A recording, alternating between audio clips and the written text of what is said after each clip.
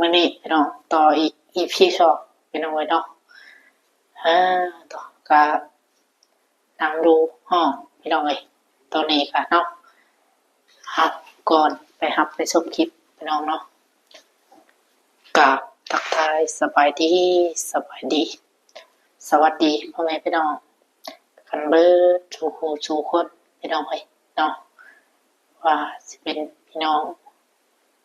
ฝั่งไทยฝั่งลาวหรือว่าทางต่างประเทศเนาะการยินดีต้อนรับเข้าสู่ช่องของวันนี้วันหน้าอีกคือเก่าพี่น้องเลยเนาะต่อจากคลิป EP สองคลิปวันนี้เลยพี่น้องเลยเนาะที่วันนี้ไปซื้อโทรศัพท์เนาะครับแฟนพี่น้องเลยก็ส่วนตอนซื้อพี่น้องเลยวันนี้ก็ปิดคลิปพี่น้องเลยเนาะบ่ได้ถ่ายพี่น้องเพราะว่าบ่มีไม้กันสั่นพี่น้องบ่มีไม้ตั้งกล้องพี่น้องขาตั้งกล้องเนาะเพราะว่าวันนี้เอาไปแต่ว่าแบตมันหมดพี่น้องเนาะลืมชาร์จแบตว่าซั่นซะก็เลยปิดคลิปไปก่อนพี่น้องแต่ว่าวันนี้ซื้อโทรศัพท์กับร้านที่ว่าวันนี้เบิ่งนั่นแหละพี่น้องเอ้ยก็วันนี้ก็บ่ได้ถ่ายคลิปเพราะว่าวันนี้ปิดคลิปก็เลยบ่ได้ถ่ายพี่น้องผมมีผู้จับกล้องแน่พี่น้องเนาะทางสนามเพิ่นก็เลือกเบิ่งโทรศัพท์พี่น้องนี่แหละก็บ่แน่ก็ซื้อให้แฟนพี่น้องก็เป็น Samsung พี่น้องเนาะ Samsung A55 A A56 พี่น้องเนาะอันนี้ก็ได้ซื้อให้เพิ่นพี่น้องเพราะว่าจากเงินจากน้ำพักน้ำแรงเพิ่นแหละพี่น้องเห็นเพิ่นจมอยากได้แหละชวนเพิ่นไปซื้อพี่น้องเนาะนี่แหละพี่น้องก็เป็น Samsung A55 พี่น้องเพิ่นจมอยากได้เนาะแต่ว่าหลึกมันนี่พี่น้องวันนี้ว่าถ้าว่าได้โทรศัพท์แล้วพี่น้องวันนี้ก็ให้เพิ่นตั้งช่อง YouTube พี่น้องเนาะวันนี้ก็ตั้งช่อง YouTube ให้เพิ่นเป็นที่เรียบร้อยพี่น้องเนาะก็นี่เลยพี่น้องกล้อง Samsung พี่น้อง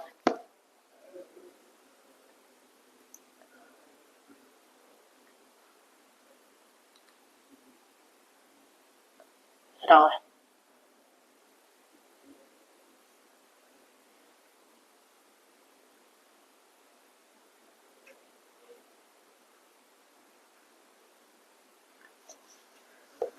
Samsung A55 พี่น้อง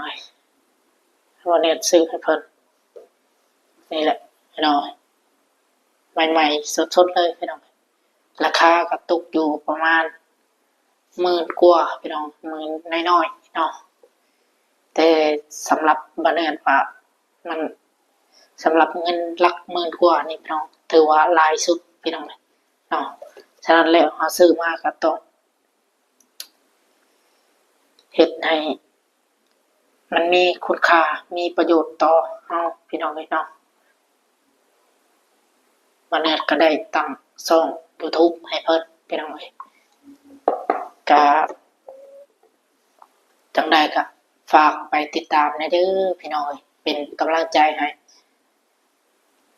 บาเนตกับสาวน้ำนะเด้อพี่น้องเนาะเป็นกำลังใจให้แถวนี้พี่น้องเนาะเพื่อ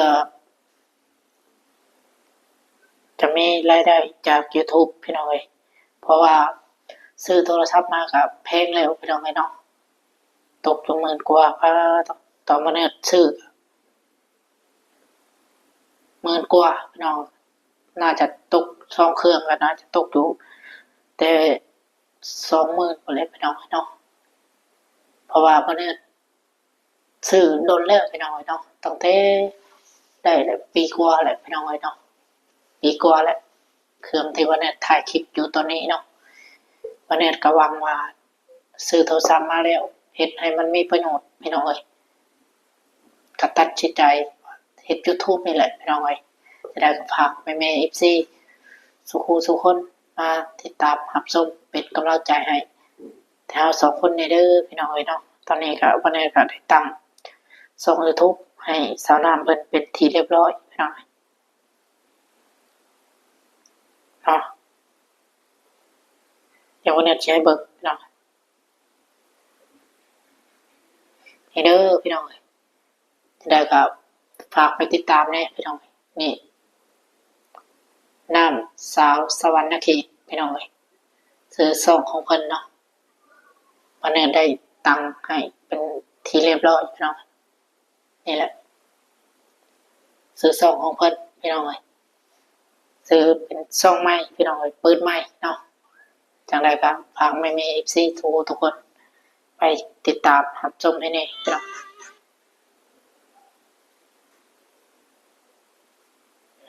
พี่น้องเบิ่งนำกันพี่น้องน้ำสาวสวรรณเขตพี่น้องต่อกระซื้อมากครับเพื่อว่าให้มันมีประโยชน์นั่นแหละพี่น้องเพื่อเฮ็ด YouTube วันนี้ก็ตัดสินใจซื้อให้เพิ่นพี่น้องอีกอย่างครับให้เพิ่นเป็นของขวัญปีใหม่ของเพิ่นพี่น้องตอนแรกมันคิดว่าให้ฮอดปีใหม่เพิ่นจังซื้อพี่น้องแต่ว่าเพิ่นอดบ่ได้เพิ่นอยากได้พี่น้องก็เลยให้ซื้อให้ก่อนพี่น้องก็ถือว่าเป็นของขวัญปีใหม่พี่น้องเนาะครับเงินที่ว่าจากซื้อโทรศัพท์นี่ก็จากน้ำพักน้ำแรงนั่นแหละพี่น้องเนาะจะได้ฝากในเด้อพี่น้องฝากกดไลค์กดแชร์กดติดตามให้พวกเราสองคนนี่พี่น้องเป็นกำลังใจให้แน่เนาะเพื่อมีกำลังใจเฮ็ดคลิปต่อไปพี่น้องวันนี้ก็ได้ตั้งซ่องให้เพิ่นแล้วก็สิพยายามพี่น้องสิพยายามสอนตัดคลิปให้เพิ่นพี่น้องเนาะสอนบอกวิธีเฮ็ดวิธีอัดคลิปแล้วก็วิธีตัดคลิปพี่น้องแล้วก็สอนเพิ่นพี่น้องวันนี้ก็เพิ่นยังบ่ฮู้นะพี่น้องเรื่องที่ว่าเฮ็ด YouTube แต่ว่าเนี่ยให้เพิ่นเฮ็ดพี่น้องเพราะว่าเฮาซื้อมาราคาแพงๆแล้วเฮาก็ต้องหวังมันจะให้มันมีประโยชน์มีคุณค่าต่อเฮาพี่น้องบ่แม่นสิว่าลิ้นแบบเติมเน็ตเติมหยังลิ้นแบบลิ้นไปซื่อๆพี่น้องเฮาก็ต้องหวังผลประโยชน์จากมันพี่น้องเพราะว่าเฮาซื้อมาราคามันก็แพงแล้วเนาะพี่น้องตอนท้ายเล็กหน่อยก็เลยหลังจากที่วันนี้มาแต่เซ็นทรัลพี่น้องมาแต่ที่โทรศัพท์ก็ส่วนชาวนาเพิ่นไปตัดส่งพี่น้องเพราะว่าส่งเพิ่นมันใหญ่ก็เลยพาตัดส่งหยิบส่งใหม่พี่น้องเนาะให้มันน้อยไว้ซะจ้ะ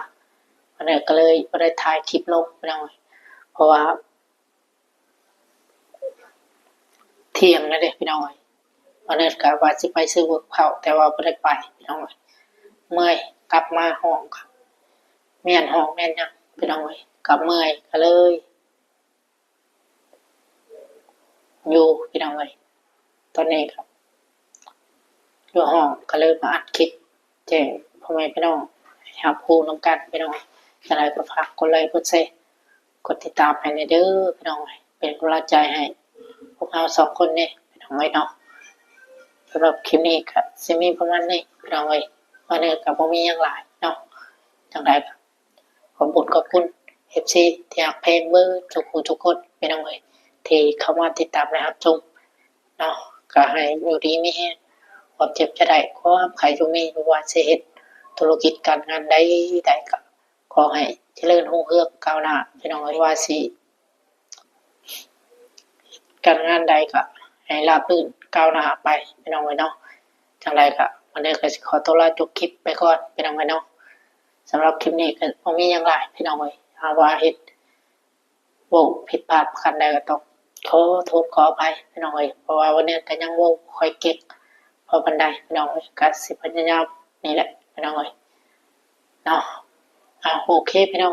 สำหรับคลิปนี้วันนี้ก็ขอตัวลาไปก่อนเอาบ่ผิดพลาดประการใดก็ขอโทษขออภัยพี่น้องเนาะจังไรก็ฝากกดไลค์กดแชร์กดติดตามเป็นกำลังใจให้ในเด้อพี่น้องเนาะเดี๋ยววันนี้ก็สิเอา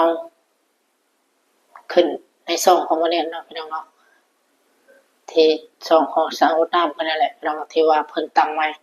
จังไรก็ฝากติดตามเพิ่นในเด้อพี่น้องเป็นกำลังใจให้เพิ่นแน่วันนี้ก็สิให้เพิ่นพยายามลงคลิปพี่น้องเนาะโอเคพี่น้องสำหรับคลิปนี้วันนี้ก็ขอตัวลาไปก่อนจังไรขอขอบคุณซีเบิร์ดทุกคนในเอฟซีที่เข้ามาติดตามนะครับชมพี่น้องสำหรับคลิปนี้วันนี้ขอตัวลาไปก่อนกล่าวคำว่าสบายดีสวัสดีพ่อแม่พี่น้องกันเบิร์ดสุขคนพี่น้องอยู่ดีไม่แห้งพี่น้องเนาะสุขคนบ๊ายบายพี่น้องพบกันคลิปต่อไปเนาะ